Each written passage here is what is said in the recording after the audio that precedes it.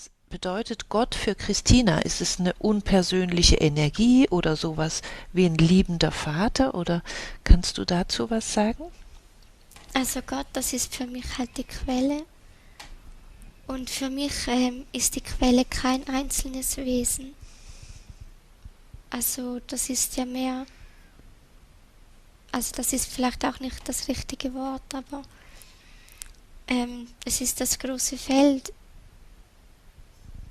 mit dem halt alles verbunden ist und wo alles mal seinen Anfang hatte.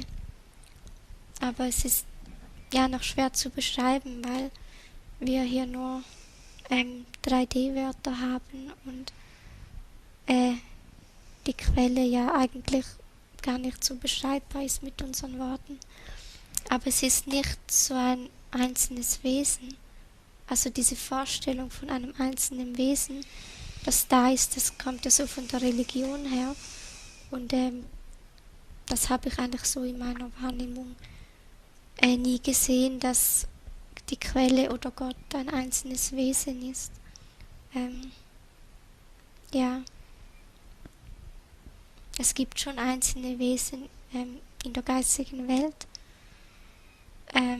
aber die Quelle an sich ähm,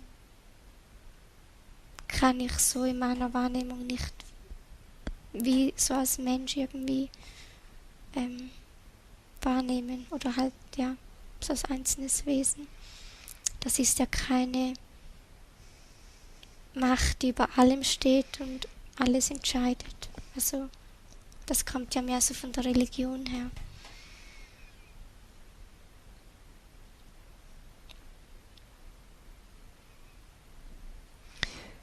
Aber du würdest die Qualität dieser Quelle auch als einfach eine liebende, schöpferische Kraft bezeichnen? Also ist es die Liebe, was die Quelle ausmacht? Ja, und halt ähm, die Einheit und gehört aber auch alles wieder ein bisschen zusammen, weil wenn etwas in der Liebe ist, dann ist etwas auch in der Einheit. Ähm, ja,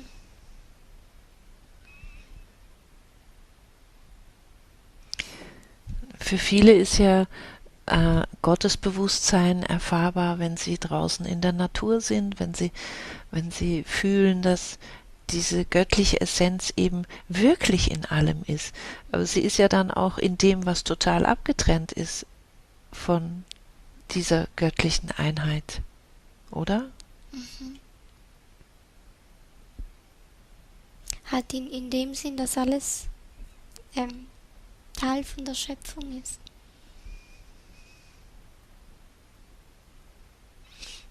Ja, und ich finde das eine wichtige Differenzierung zu sagen, also Gott hat das Böse nicht erschaffen, aber er hat den freien Willen erschaffen. Könnte man das so sagen? Ja, ja.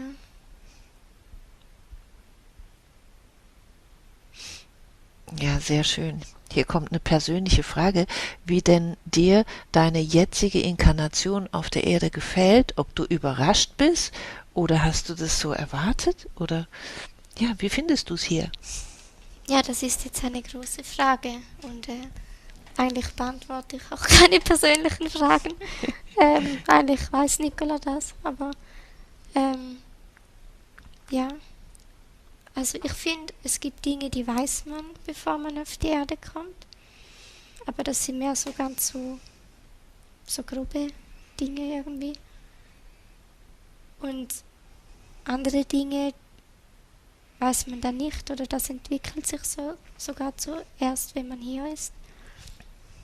Also das ist ja wie mit dem Lebensplan, wo wir vorher hatten. Man hat dann ja so gewisse Punkte und das andere zwischendrin oder wie man mit diesen Punkten umgeht, das hat mit uns zu tun und oder Einflüsse von außen, ja, so der freie Wille von uns und ja, so.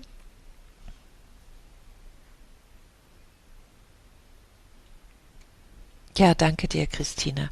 Ich weiß, dass du eigentlich keine persönlichen Fragen beantwortest. In dem Sinn habt ihr jetzt fast ein Novum erlebt. Und aber ich wusste ja, dass Christina auch sagen würde, beantworte ich nicht. Und ja, ähm, ja, hier ist eine Frage, wenn jemand in die 5. Dimension aufsteigt, ist er dann physisch nicht mehr sichtbar? Also wenn er mit dem physischen Körper aufsteigt, ja, dann ist er nicht mehr sichtbar hier in 3D. Aber würdest du ihn dann sehen? Also mit deiner Wahrnehmung? Kommt darauf an, wie ich eingestellt bin. Also, aber theoretisch ja, wenn man hellsichtig auf die Ebene sich einstellt, könnte man das sehen, ja.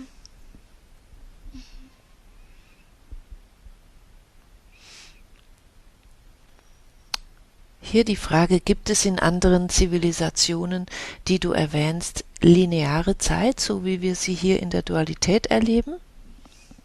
Ähm, Je nachdem. Es kommt auf ihr Bewusstsein drauf an und die Dimension, wo sie leben.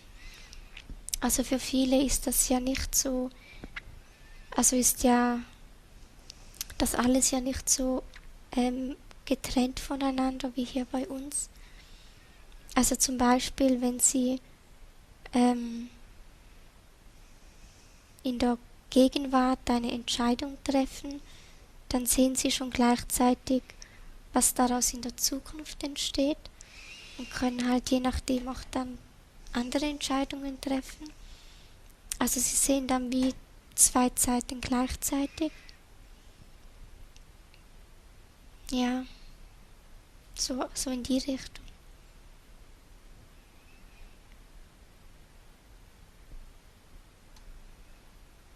Danke. Ob die Wesen in der inneren Erde fein oder feststofflich sind? Kommt auch auf die Zivilisation drauf an, weil dort hat es ja nicht nur eine Gruppe.